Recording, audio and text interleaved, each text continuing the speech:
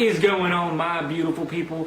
I am back from a weekend of hunting, trying to get some meat in the freezer because, well, before I went hunting this weekend, I had not killed any deer, and we had about 2 weeks to the end of the season. At this point, we have about 1 week till the end of the hunting season here in the state of Georgia, and we're trying to get some meat in the freezer. That way I don't starve this upcoming year of 2019. So I went hunting this weekend.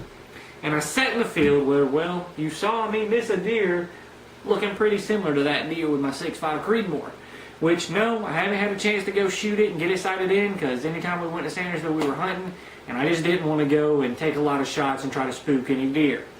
So I took my 30-06 with me and I went and sat in the pea field, as we call it, and that first morning, that Saturday morning, this is what happened.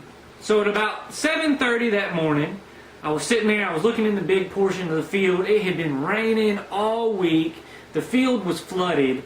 And I was hoping that since it finally had broke, the rain was no more. It was going to be some sunny days. There was a decent breeze, nothing too big. It was blowing right in my face, blowing my scent back behind me out of the field. Everything was looking good to sit where I was sitting. And I was hoping some deer would get up and be on the move this morning. And I would get a chance to see some does and hopefully harvest one of them. That way I could, not starve this upcoming year. And it was about 7:20 in the morning, and I hear a splash in the puddle to my left. I was sitting, I was facing the big field. It was out in front of me, and then there's a little side field over to my left and kind of behind me. And over there is where I heard a splash. So I turn around, and I look over there. I was like, man, there's a doe. And then all of a sudden, another doe comes out behind her, and behind her is another doe. And I was like, all right, this is perfect. It's 7:20 in the morning. It's still a little dark because at this point it's a little overcast.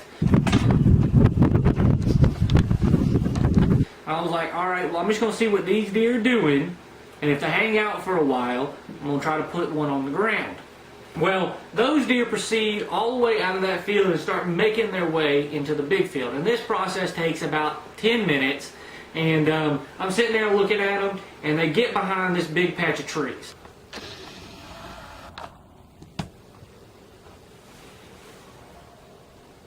Because on the left side of this deer stand, there's a bunch of trees, and you really can't shoot through them because you're going to be, hitting a branch. And I just wasn't going to take a chance at missing another deer on camera this year.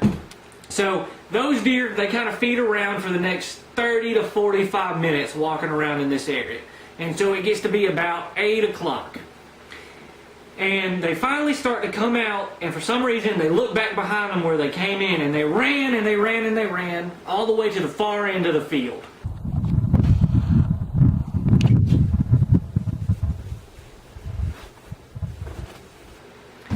And I was like, well, great. They just went from about a 40-yard, 50-yard shot with my 30-06 to about a 150-yard shot. And it's not that I don't feel comfortable making that shot, it's that I already missed a deer at that distance this year with the 6.5 Creedmoor, and I wasn't wanting to do that again. So it's about 8 o'clock now. They're at the other end of the field, and they start working their way back towards me, eating in the field.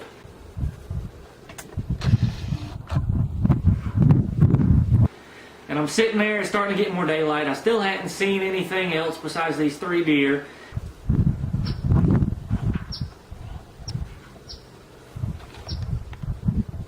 And so I was like, all right, if it gets to be 8:15, I'm going to put one of the biggest does on the dirt. And keep in mind, I think the deer, there was one that was about 3 years old, one that was 2 years old, and then one that was a yearling. So we're not talking about the biggest deer. They just kind of steadily went up.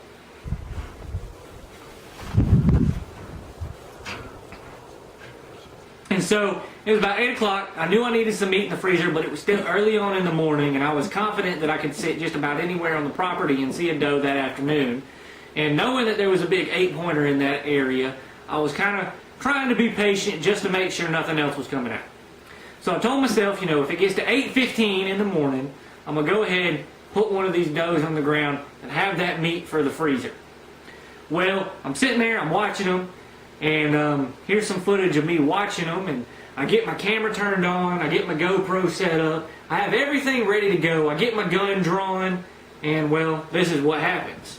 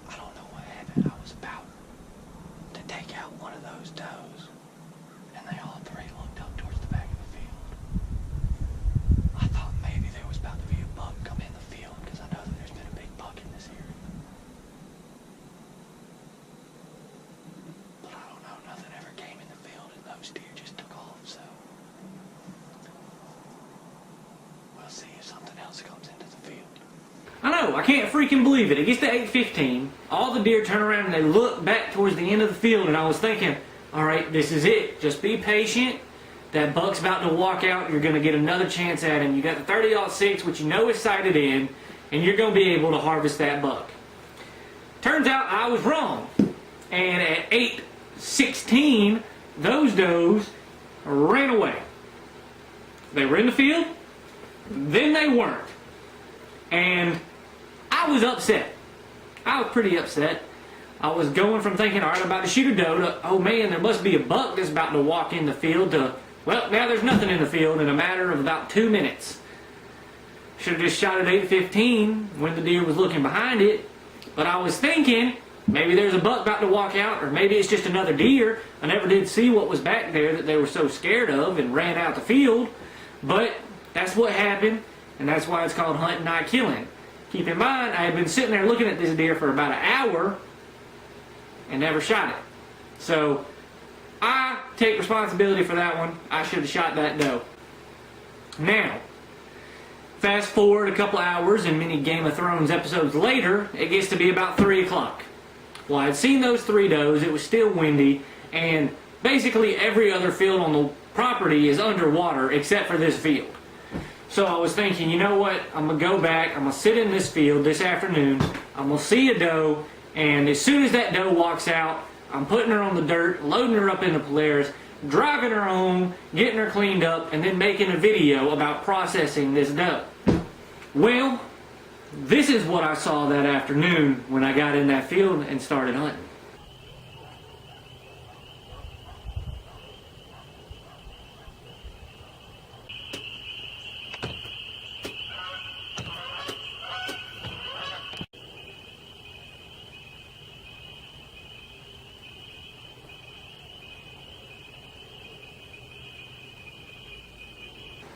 Yeah, I sat there for about 2 hours, and then about 30 minutes before dark, this spike came out.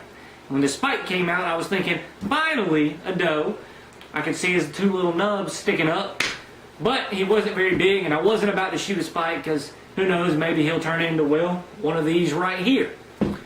So that night was very unsuccessful. My dad didn't see anything. I saw 1 spike, and when we were on our way back to the hunting lodge, we scared about 5 does out of a field that was about I don't know, had a good 4 inches of standing water on it.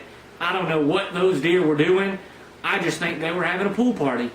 I guess we'll have to kill one this upcoming weekend. So that's my plan. I got 1 more weekend to get a deer on the ground and in the freezer and in my belly.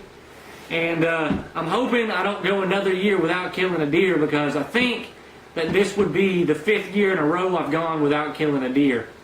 5th hunting season year, not actual year. But hopefully that won't be the case, and this weekend I'll be able to say I have harvested a deer this year with a gun. But be on the lookout next Wednesday, a week from today, for a video of the hunts from this weekend. And hopefully I'll be able to tell you at the end of that video that we got a deer. With all that being said, I hope you guys have enjoyed this video. Hope you guys like this journey of trying to get a deer in the last 2 weeks of the hunting season. And always remember, when nature calls, you better answer. Peace.